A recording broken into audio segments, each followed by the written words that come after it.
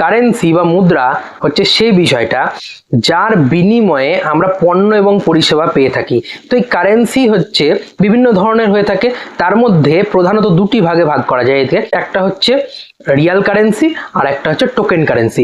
Real currency কি?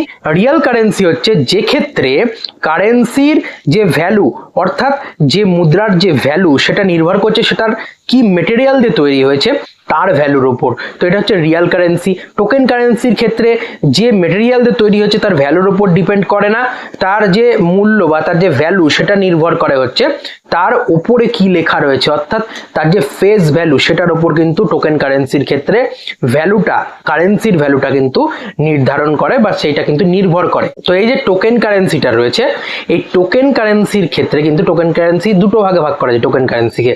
একটা হচ্ছে রিডিমেবল কারেন্সি আর একটা হচ্ছে ফিয়াট কারেন্সি।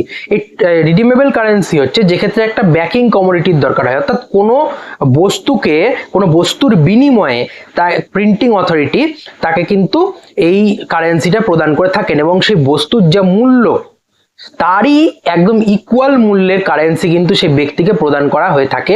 তো এটা হচ্ছে রিডিমেবল কারেন্সি। আর ফিয়াট কারেন্সিটা আমাদের দেশে প্রচলিত, এক্ষেত্রে কোনো ব্যাকিং কমোডিটির দরকার হয় না। তো এক্ষেত্রে কারেন্সিটা অ্যাকচুয়ালি হচ্ছে তার যে ফেস ভ্যালু, তার ফেস ভ্যালুর উপর কিন্তু কারেন্সিটা কিন্তু নির্ভর করছে।